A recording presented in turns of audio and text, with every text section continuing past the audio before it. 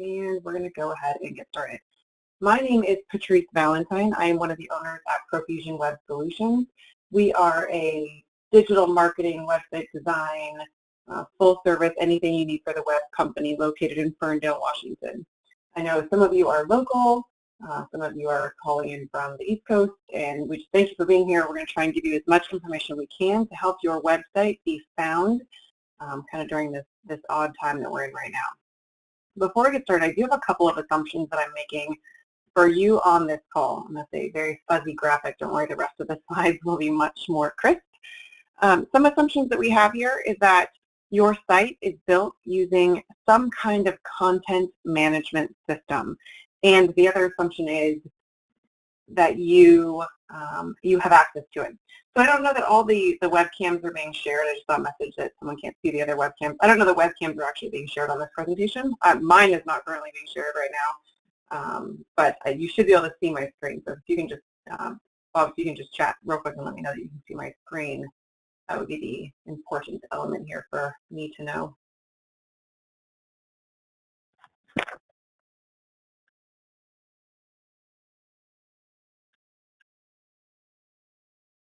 Okay, perfect. Good. Thank you. Okay. Okay. So the assumption is that you have a website. I guess that's the first assumption. Is you're on this call, you have a website, or you're in the middle of developing a website. The second assumption is that it's built using a content management system. And almost all websites being built or have been built in the past, gosh, I don't know, probably 5 to 7 years, have been built using some kind of content management system. The most popular ones are WordPress. We'll take a look a little bit at that towards the end of the presentation. Wix is another popular one. Weebly, Squarespace. If you're using a shopping cart system, it might be Shopify. It might be, any of those bigger name. I just gotta check my settings here. Sorry about that. Any of the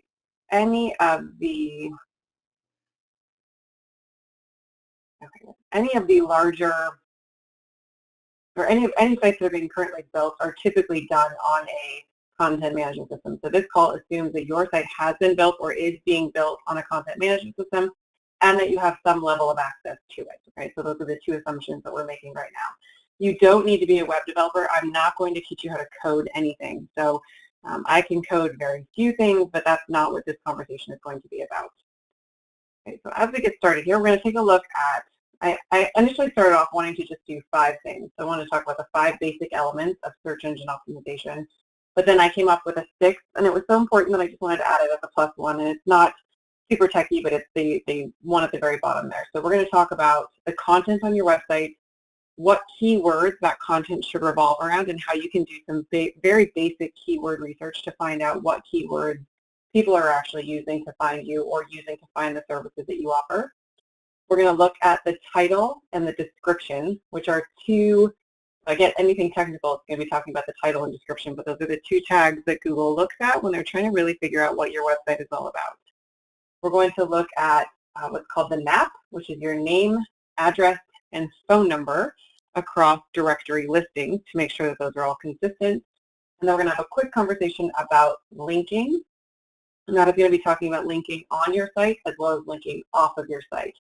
And then the last one, which is that kind of bonus that I was one of putting things together, we wanted to add in a quick slide about secure socket layers, or SSLs, and that is making sure that your website is secure. So we'll talk about why that's important a little bit later on down here.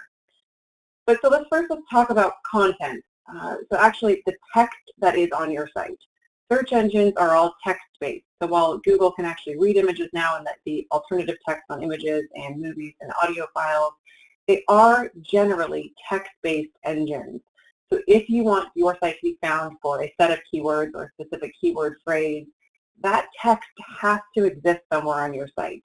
If I wanted my website to be found for the best bagels in Bellingham, I need to have those words somewhere on my site. So when we look at actual content, I know a lot of people say, well, I put up my website and I put my homepage and I show my services and I put up my about page. What more do people want to read on my site? What more can I add? So we actually take a look at what content should be on your site, or how you can, if you're at a loss for actually, creating content and adding new content to your page, what kind of content could you be adding? So we talk to a lot of small business owners who tap out at about 5 pages and they don't want to add anything else. But we look at them and say, okay, what if we take a look at the product that you're offering? Talk to us about how a customer has used your product in a different way or an innovative way. Talk to me about an experience that a customer has had with your product or services. Maybe put a little different spin on how they can be used. So talk to you about customer experiences. Frequently asked questions, or even just questions that you're fielding on a regular basis. If you're the one answering the phones at your office, or if you have a customer service staff or a sales staff that they're frequently answering the same questions over and over again, include those on your website. And all of these things that I'm talking about, they can be added into a blog. So I'm sure you've heard a lot about blogging and how important that is to search engine optimization. But again, a lot of people say, well, I don't have anything to write about. I'm not that interesting. I wouldn't know what to put on a blog. The information we're talking about here is if you're using a blogging platform, these are great ideas to talk about on your blog or just to add to your website pages. News releases is another good thing that you can add, and this can be news for your company. So if you have specific news about new hires, new products that are coming out, if you've moved offices, anything that you can write about your company to place on the site, or this can be industry news. So, a lot of you came from our email list, and I know that just last week we put out a list of information that Google My Business has changed due to the COVID outbreak. So they've changed a lot of things, the way they're ranking things, and that really isn't news to something that our company is doing, but it is super relevant to what small business owners need to know about search engine marketing right now. So the news can be about you, or the news can be about something in your industry specifically. Create a list of something. So the internet loves a good list, which is why this started out as the top 5 things you need to know about search engine optimization. So creating a list of something that would be beneficial to your existing customers or your current or your potential customers. So a list could be the top 5 things that the top 5 questions we get asked, or the top, whatever it wants to be, but some kind of list that's going to be a nice, short, easily to digest piece of information that you can put on your website. And the good thing about this type of content is it's also easily shared via social. So if you post it to Facebook or Twitter, or if you create an infographic and post it on Instagram, these are the kinds of things that can be easily shared as well as posted to your website. I included hosting a contest on this list just because this kind of puts the onus of creating content into somebody else's hands. And I want to explain this a little bit. We had a client who was a fishing chartered boat in Alaska. And one of the contests that they ran was, tell us, a reason why you need a week-long fishing charter. And there were some rules around it. So tell us, what you would do on the charter, what it would mean to you, or something. I can't remember exactly what the contest was. And you had to write a 500-word description on what it would mean to you to go on this fishing charter boat. Then you also had to tag a friend, to start kind of social sharing it, either tag a friend or include who you would take with you. And they actually used other people's content to generate, or use other people's ideas and words to generate content that they could put on their blog or on their social media sites. And then the contest part was that you would win a 1-week, fishing charter from this boat up in Alaska. So if there's something you can do to host and it doesn't have to be a contest necessarily, but that incentivizes users, your customers, to talk about what they would do with your products and services, or how they've used you and how it's benefited them. And the next one I have on the list is industry myths. Industry myths. So something about, this is an easy one for someone in my type of industry, or anything where you get, rapidly changing content. So the medical industry, for example, right now we're seeing all kinds of to use some famous term, fake news about what's going on in the medical industry right now. So if you're an actual expert in that industry, you could publish information about, here's what you don't necessarily have to debunk things, but here's the truth from my perspective. Everyone has a different truth, so being able to talk through it from your perspective, and again, what that has meant to your audience, your customers, your potential customers. Adding in something about future plans. So if you were to go back and look at our blog from 2015, you'll see all kinds of plans that we had. And the thing we put in there is not only company plans, but plans for our customers, how we can serve better, what we can do to help customers be able to grow and do more with their businesses. We've talked about that and we published that. And it's a little bit like publishing your goals and talking to people about your goals. But what that gives us is kind of a barometer for our success, but it also gives us, excuse me, I'm not used to talking as much lately. It gives us the ability to go back and update those plans as we actually succeed and as we actually fulfill on those plans. So if we talk about it, and we wrote the blog article back in 2015 about starting to offer a new service or be on the lookout for this new package we're putting together. In 2 years, we can go back and we can edit that content and say, not only did we do this, but here are some success stories. You'll see a lot of, if you Google something, you'll see a Google post or a blog post that might show this article was originally written on this date and it's been updated with current information on this date.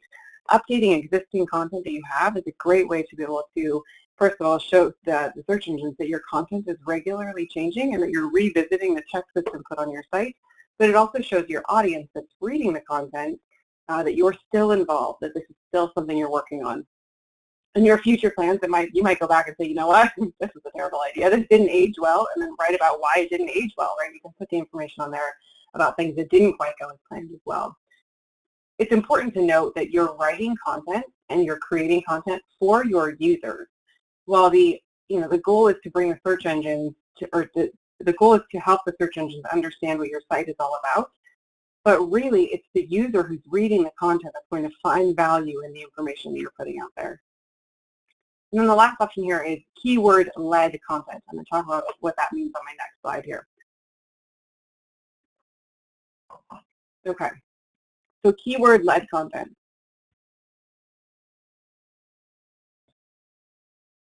If you don't know how to do, and really I don't know why anyone outside of someone in my industry would know how to do keyword research, the most basic thing that you can do for keyword research is go to Google and do a search term for, or do a search for a term that you think people might be looking or might be using to look for the products or services that you offer. I did an example search here.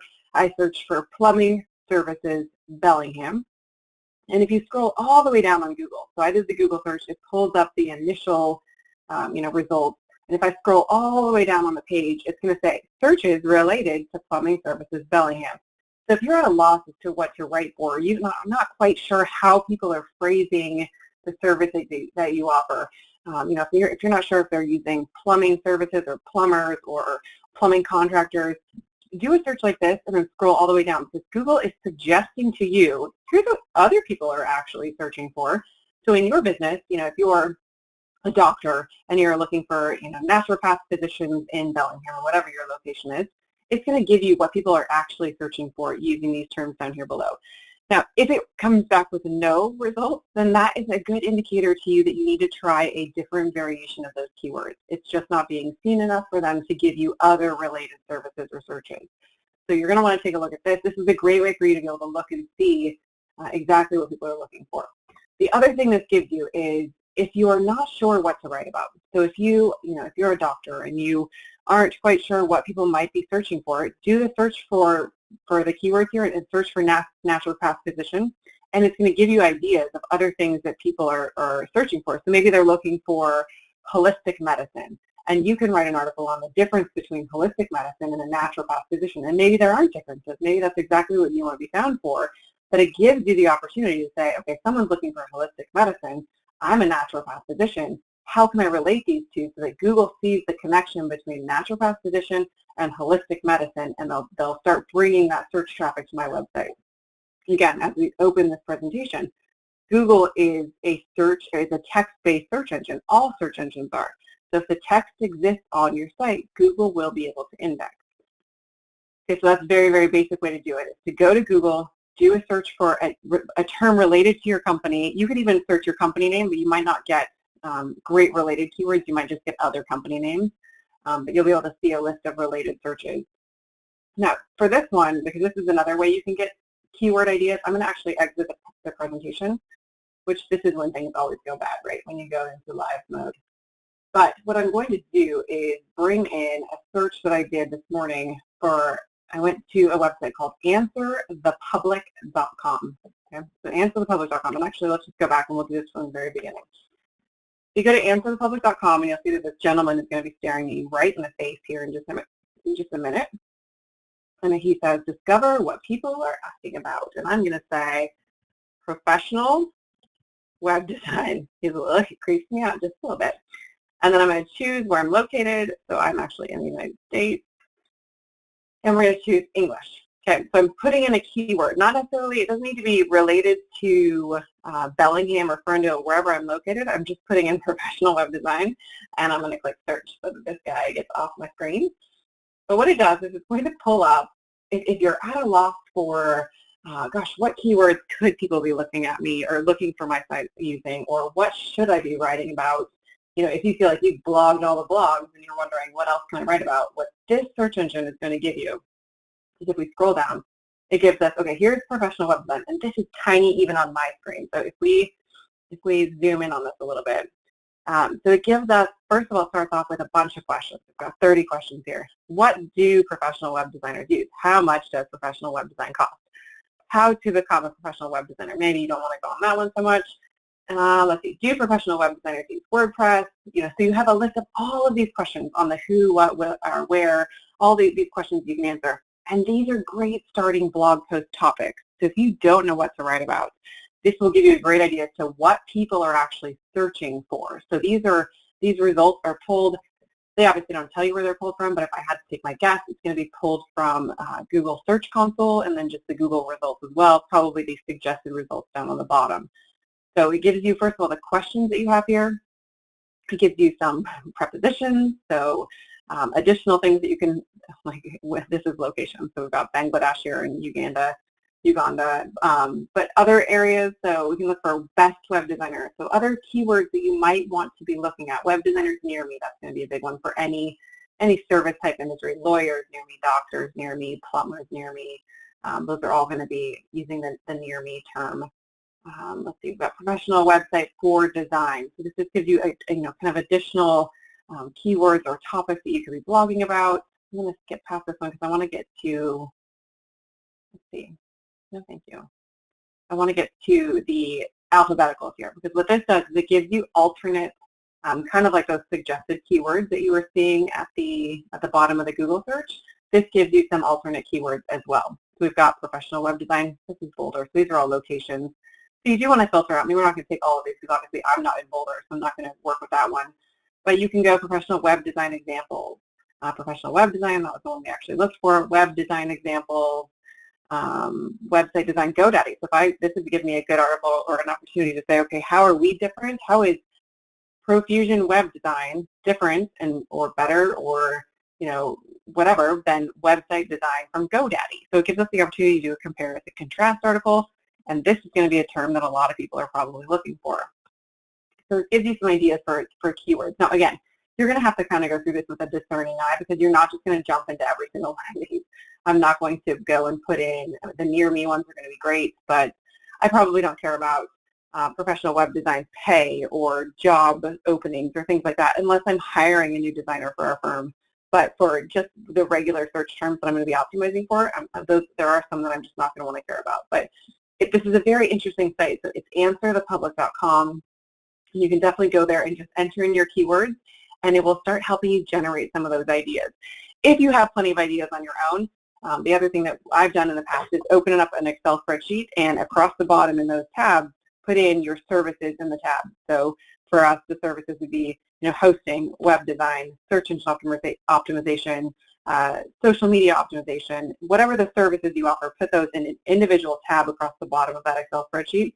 And then in the spreadsheet, in the tab, write out all of the questions or service offerings or things that you do in the Excel spreadsheet and create a list of those, and then start seeing where you can generate content from those initial keywords, or do the Google search for those keywords and see what other things that might bring up from Google. So maybe you already have good information about each one of those services on your site, but that Google search with the suggested keywords is going to give you some additional ideas of what you can add to your site for the extra keywords there.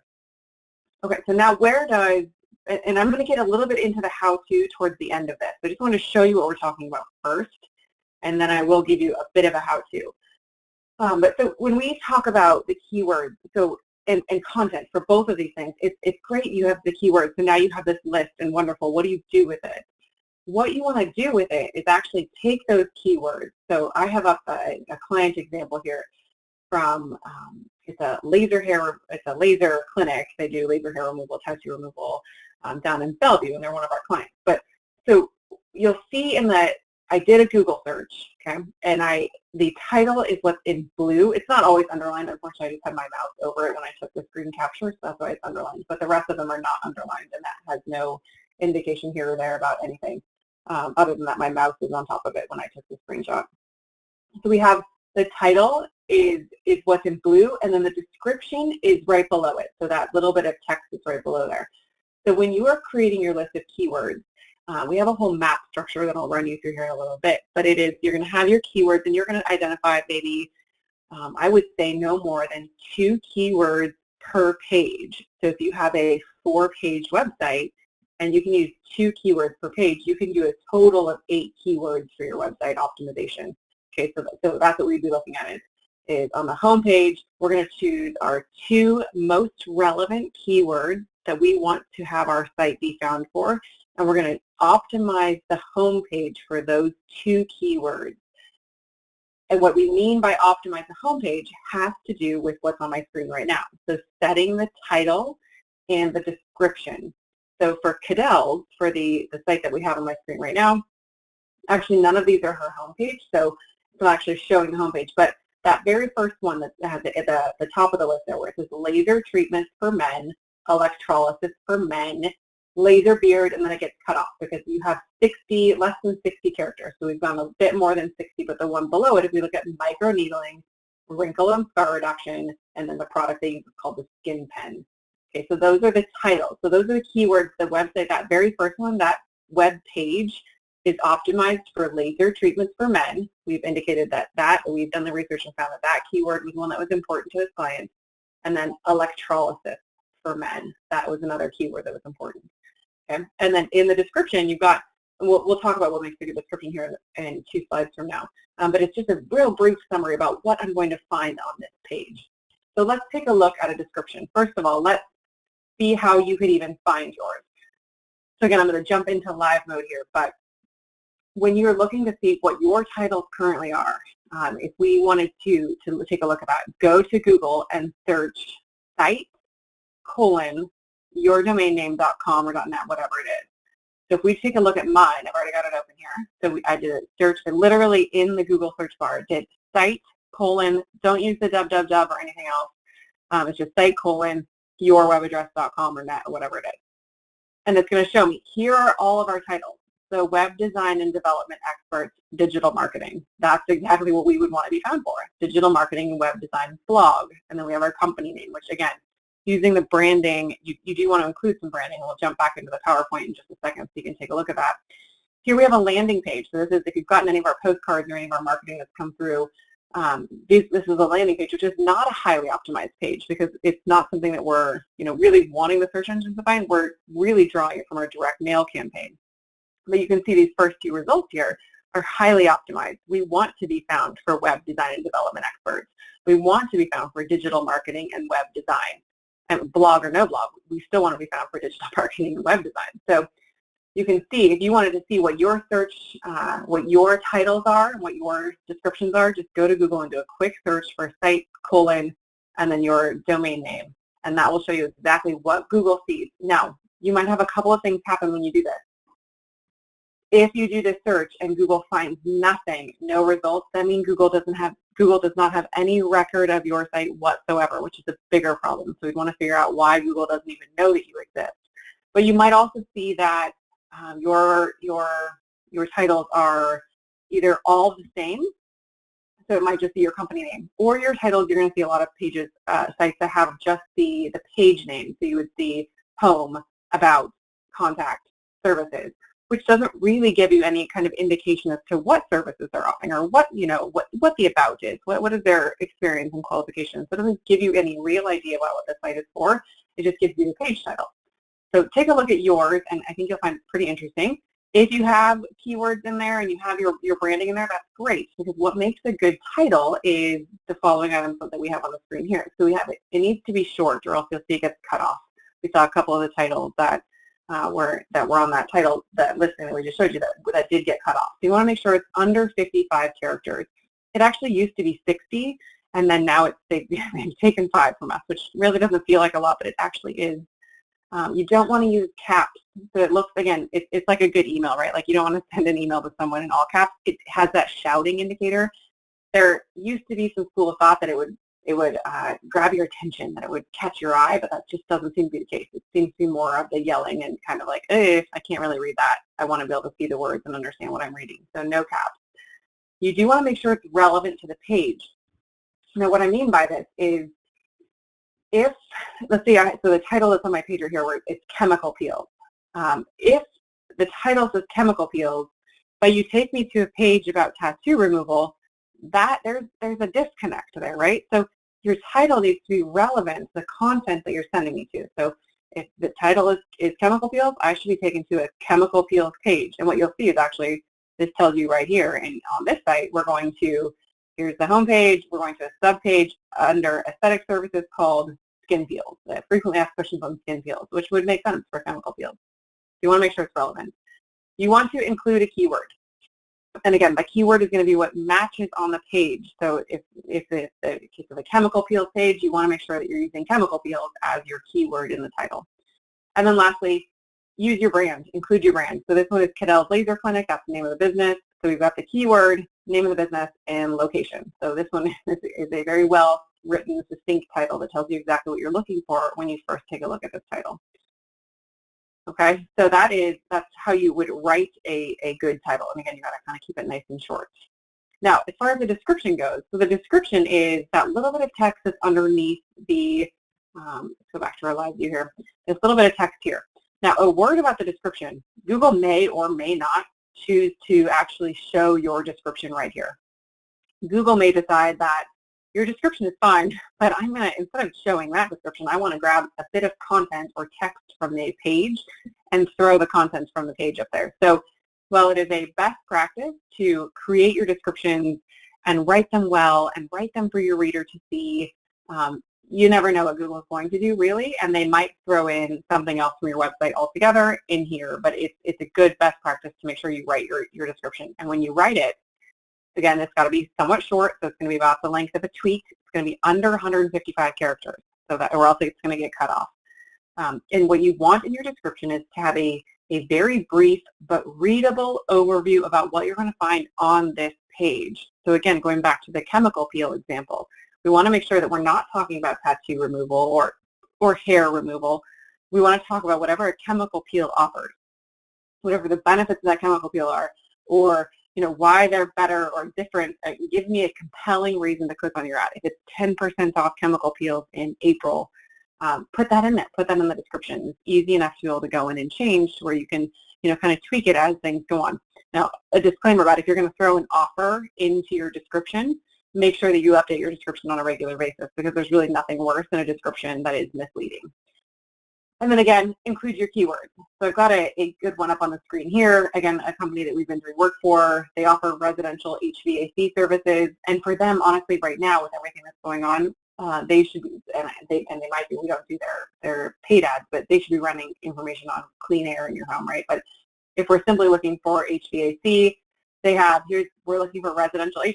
That's exactly what we're looking for. And then their description is having a fully functional HVAC system means year-round in-home comfort. And my thing is on my screen, so I don't know if there's other, I've changed my GoToMeeting. If you need a residential heating and air conditioning repair service, call us today.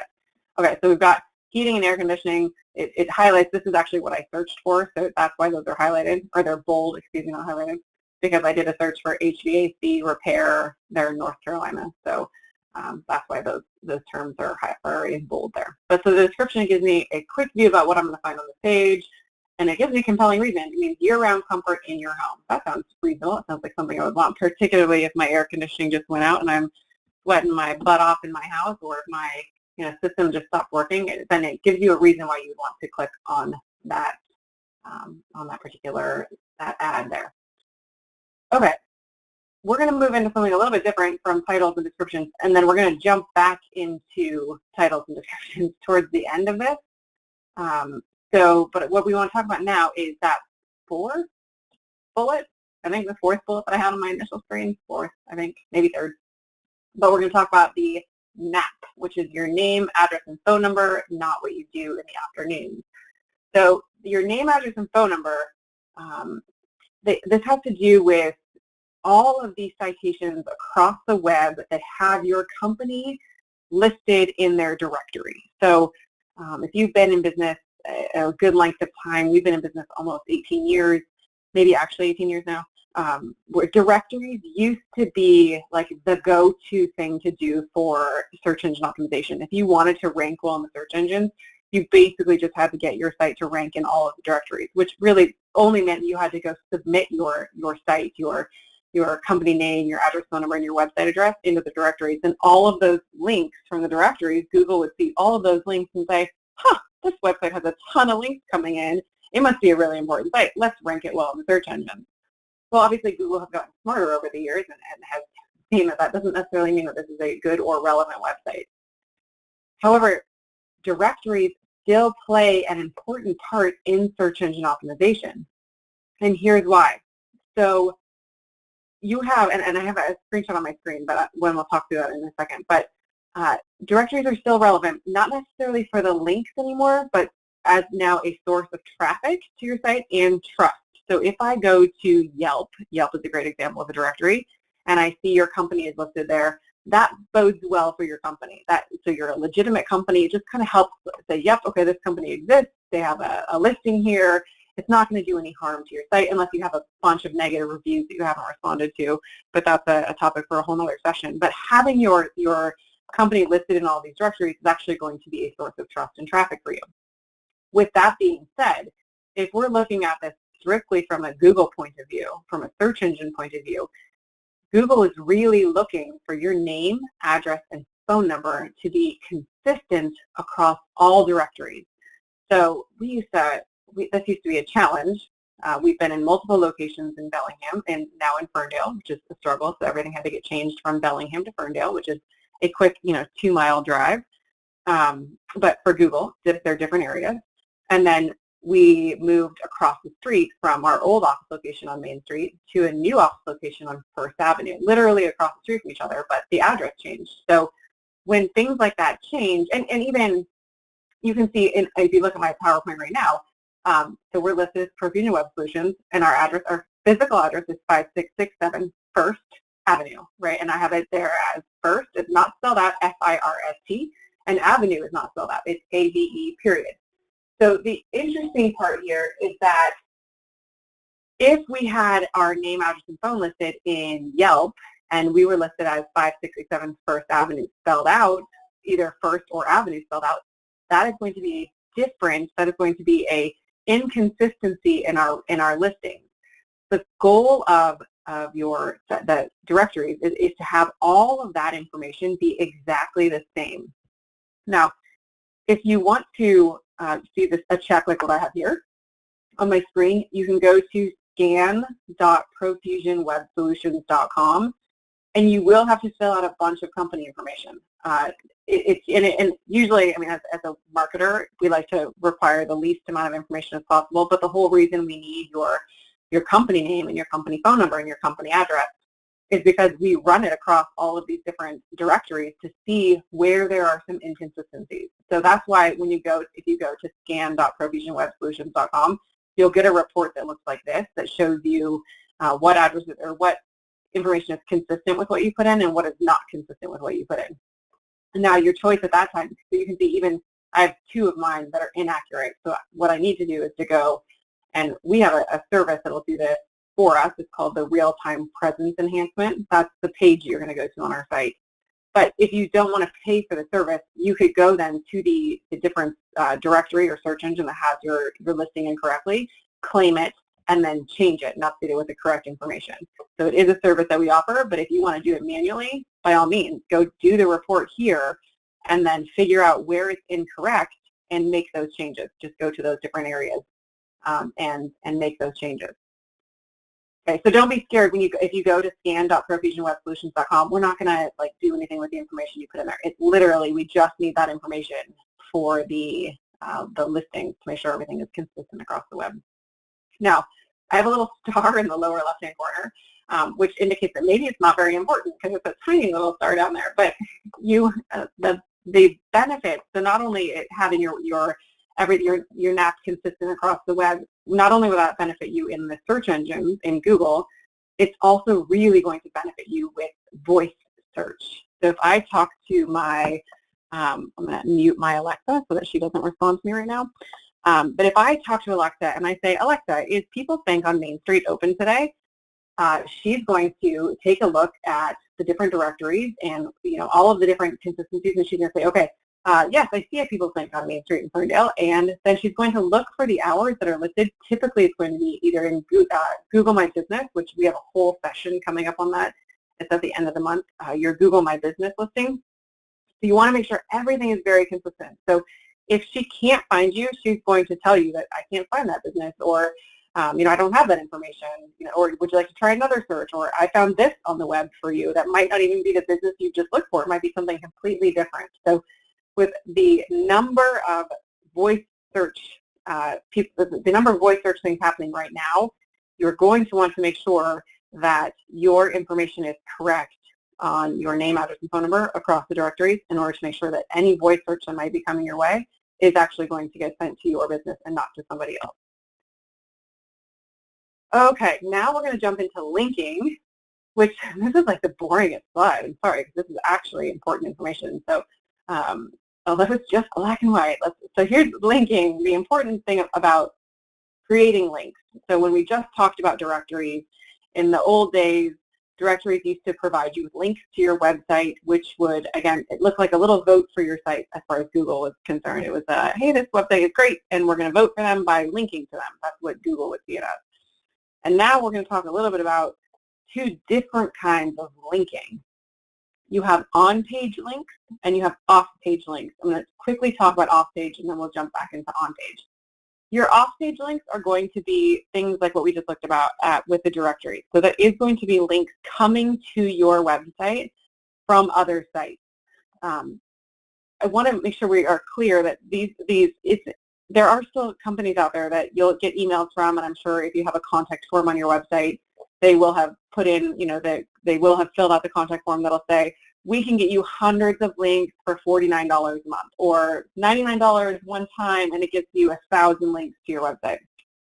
Don't do that. That's what we would consider either those links are coming from a link farm or they're link spamming. But what they're not doing is going out and finding relevant sites that are going to link from their site to your site.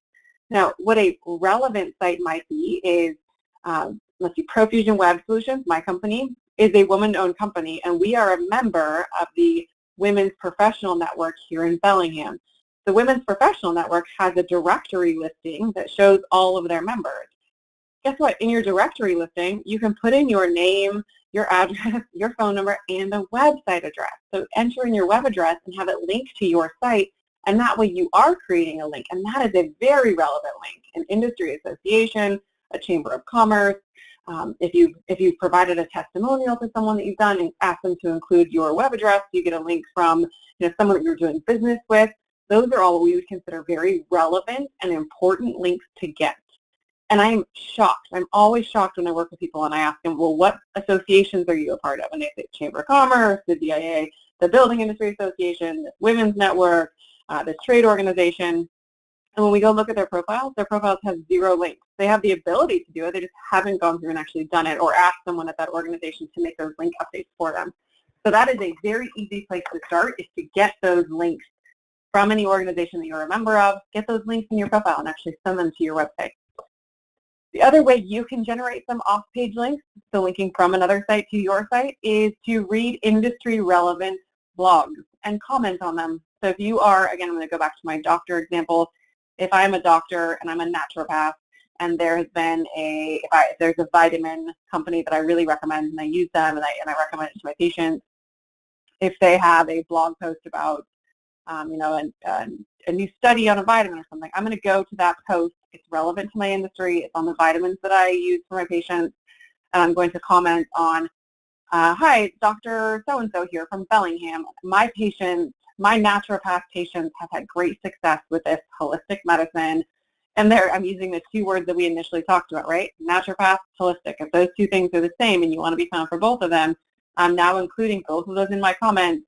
And then in the signature, typically, you're going to go put in your first name, last name, web address, and include that. So actually use that information.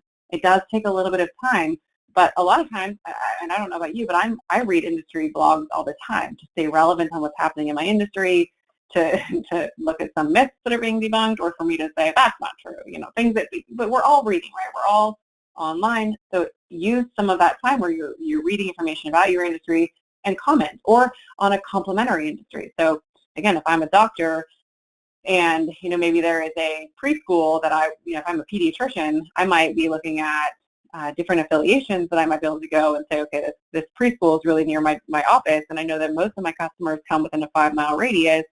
Maybe I'm going to go to their blog and comment on, new playground equipment that looks really safe, and I might comment on, hey, that's so great that you're taking care of your people that come to your school, and then put your name and your link to your web address. Okay, so that is off-page links.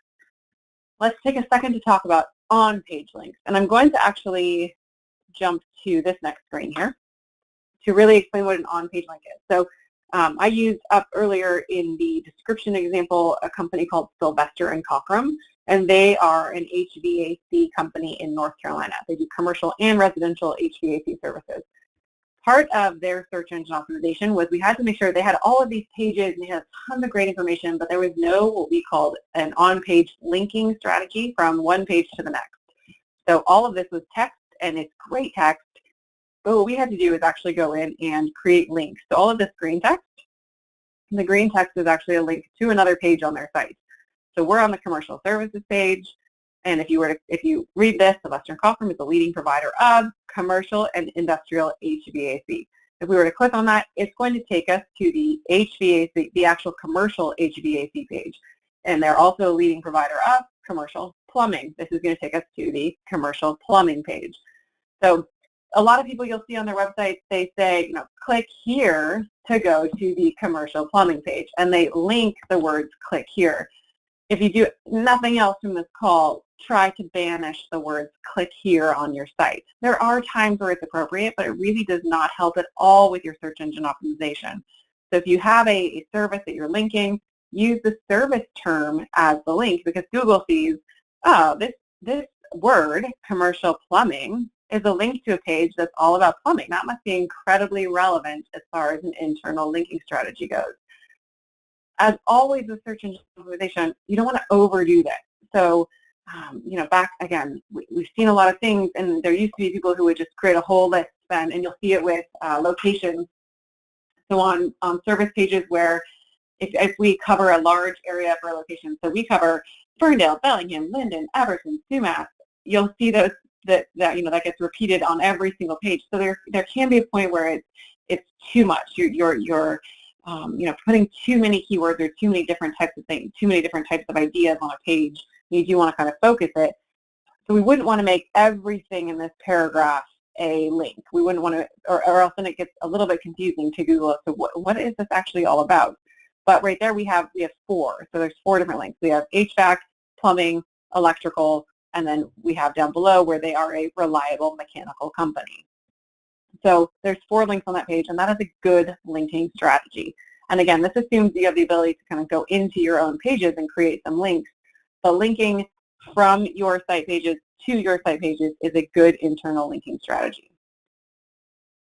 Okay, if there's questions on that, let me know. So the next part, this is my bonus. So we said we're going to do 5 tips, but we're adding the +1 because this one is relatively simple. And again, I say relatively simple, but it's not something that, like, I wouldn't be able to go in and add this. But as a hosting company, our system administrator can go in and add this. But a secure socket layer. So you might have heard of an SSL certificate. That SSL stands for secure socket layer. And what that does is it takes away, so you can see I have 2 screenshots on my site right now. This site it's a voting website for a food co-op. And when you go there, you see a big fat sign that says not secure. And if you click on not secure, it says your connection to this site is not secure. as a voter, that does not make me feel great. So if I'm going to this co-op, this food co-op site, and I see it's not secure, I'm probably not going to log in and vote. That doesn't make me feel great about what information I'm sending across to this site. You'll also see some now where this site has the secure socket layer, so it has the S. So if you see a site that says HTTPS, that S is the SSL certificate. So this one is secure, but then it gives me this kind of mixed message here where it says part of this page are not secure, such as images. It just means that it wasn't installed necessarily correctly, or they're not using it correctly. So an SSL, there's typically going to be an expense to it. Maybe $100 to $300 a year is going to be your SSL certificate cost, and that is going to immediately help. I'm not going to tell you it's going to double your traffic, but if your website, if everything is equal and your website has an SSL and your competitor's website does not, Google is going to send the traffic to you. Very few times does Google actually tell us as web marketers, here's something you can do to increase your Google rankings, but SSL is one of those things that they've literally told us, and it's in their public blogs, that Google is going towards a 100% secure web. If your website is not secure, they are likely not going to send you as much traffic as they would if your website was secure. Now you might say, well, I don't sell anything on my site, I don't collect any data on my site. They don't care. They want a secure connection between the user's computer and the host of your website. So they want to make sure that connection is secure.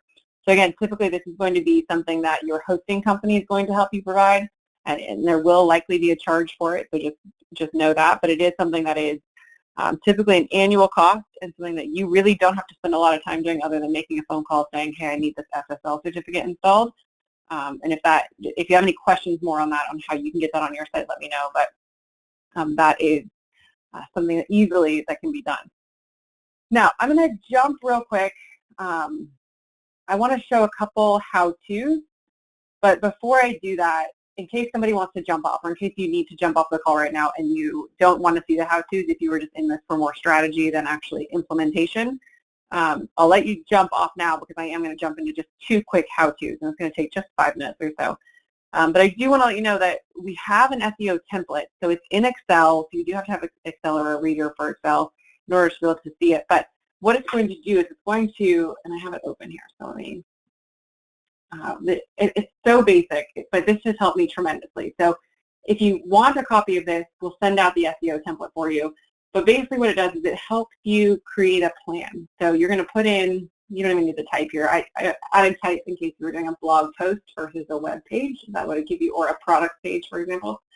But what it's going to let you do is put in what URL, so your home page, your about page, your content page, or your contact page, whatever it is. Put in your page name. Define what keyword or 2 keywords you want to actually target on that page. So it's going to help you just kind of keep track. So what I would initially do is go in here. After you've done your keyword research, copy and paste the selected keywords that you wanted to actually go for, and paste them into here. So you're going to end up, again, the rule of thumb for us is, say, about 2 keywords, 2 related keywords per page. So if you have an 8-page website, or excuse me, if you have a 4-page website, that's 8 keywords that you can do. So you put in your keywords here, and then go through and say, okay, the home page is going to get web designer in Bellingham, and the home page is also going to get web design expert Bellingham. Okay, so that's going to be on the home page. And then here's my title. So my title is going to be web designer in Bellingham, and since I'm using 2 keywords, it's going to be web design expert Bellingham. Okay.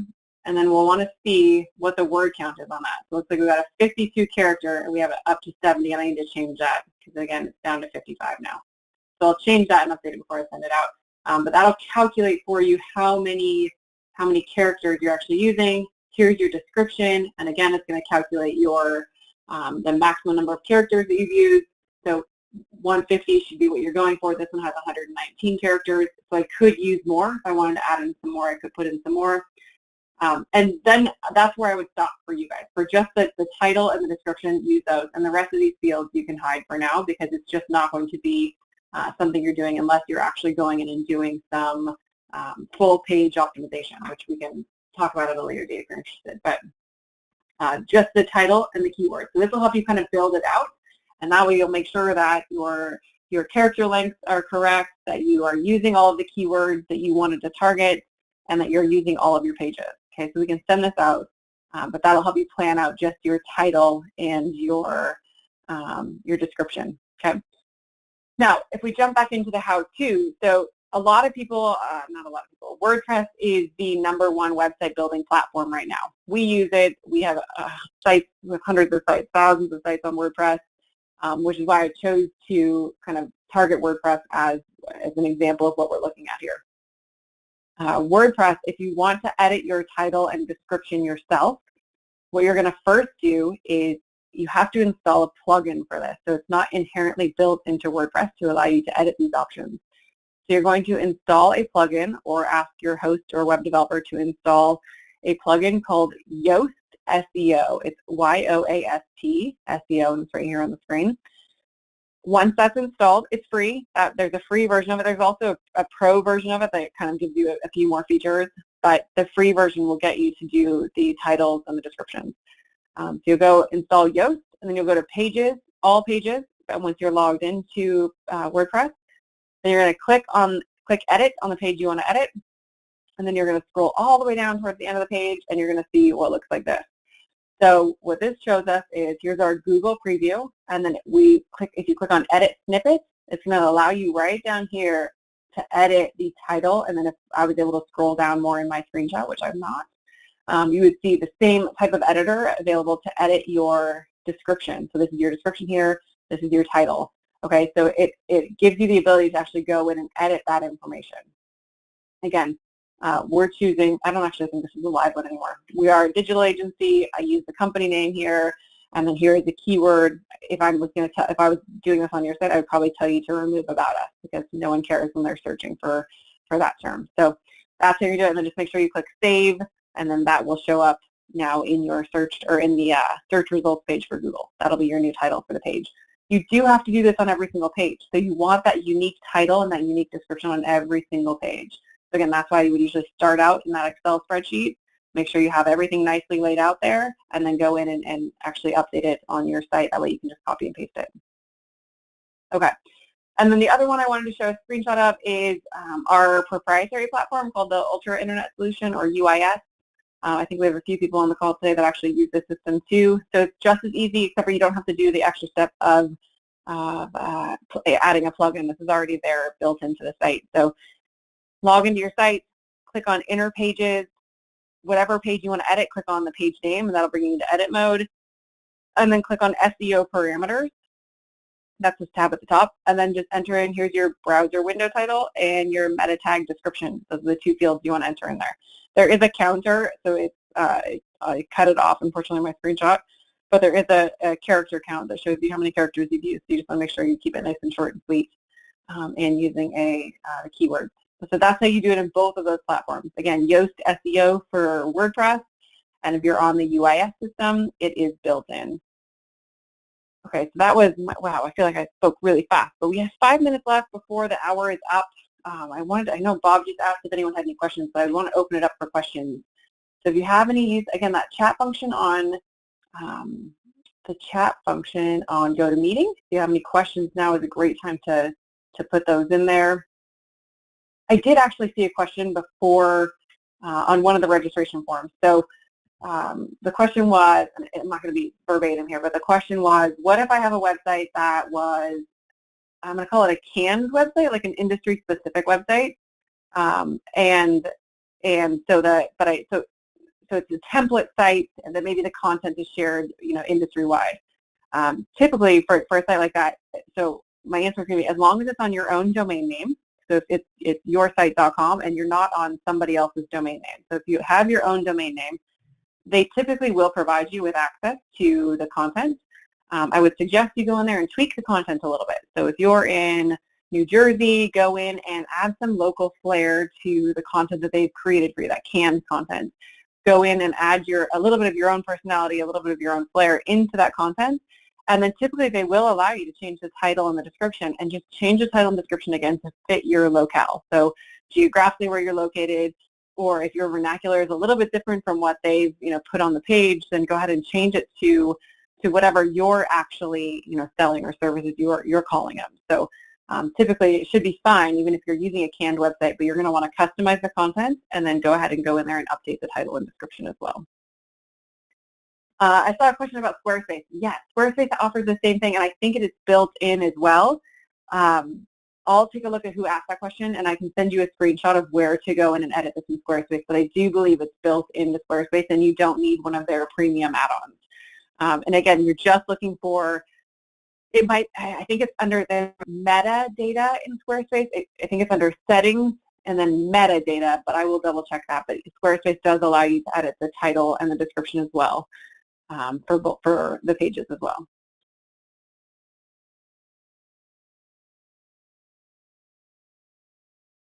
Okay, any other questions? Bob, I might unmute you if you have any. Genius. Genius opinions and oh, all right, maybe not. All right, well, I don't see any questions coming in. Let me check one more time. Nope, I don't see anything, but so I thank you all for attending. Next week, we're going to do this at the same time, but next week we're actually going to talk about email marketing. So a lot of you actually were driven to this presentation from email marketing. So if you're annoyed by my emails, I'm sorry, but it got you here and that was the whole point. But we're going to talk more about best practices for email marketing, how you can get started, why it's important. And it's now interesting this time particularly because I think we've all been inundated with emails from corporations telling us about their COVID-19 policy. And I talked to somebody yesterday and she's like, at some point I just don't care anymore about what your policy is. I assume that you're being safe. That's my assumption. So we're going to talk about kind of some best practices and how to engage with your customers via email marketing and what you can do to drive traffic to your site from email marketing. So hopefully you can join us for that session as well. Again, I saw a lot of people register for all of them, so you should have the GoToMeeting information in your inbox already, but we will send it out about an hour before the presentation, just like we did today. So again, I thank you, and I hope you guys stay well, and we'll talk to you soon. All right, bye-bye.